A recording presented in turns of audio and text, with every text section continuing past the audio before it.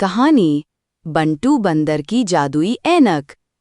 जंगल की एक सुबह बंटू बंदर को एक चमकती हुई ऐनक मिली। हा, इसने फौरन उसे पहना और आईने में खुद को देखा। वाह, अब मैं जादुई बन गया हूँ, बंटू चिल्लाया। उसे लगा ये ऐनक दिमाग पढ़ने वाली है। मैं अब सबकी सोचें पढ़ सकता हूँ। छोटू खरगोश रास्ते से गुजर रहा था। बंटू ने फौरन कहा, छोटू, तुम अभी गाजर खाने का सोच रहे हो? छोटू हैरान हुआ क्योंकि वाकई वो गाजर लाने जा रहा था। ओह, ये तो वाकई जादुई है, छोटू ने सोचा। बंटू के दिमाग में गुरूर आ गया। अब वो हर किसी के बारे में गलत अंदाजे लगाने लगा। तुम दरख्त पर चढ़ने का सोच रहे हो हाथी भाई? हाथी ने गुस्से से कहा, मैं तो सो रहा था।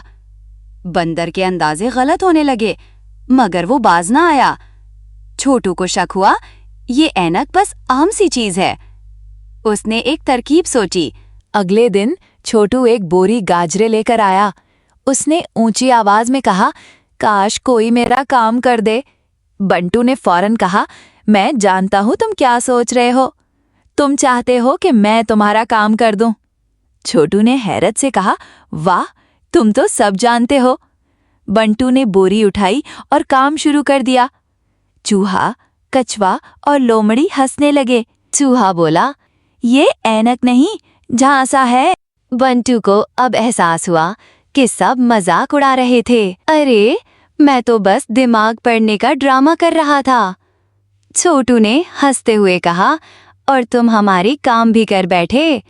बंटू ने ऐनक उतारी और सर खुजाकर बोला, ये तो बड़ा चक्कर हो गया।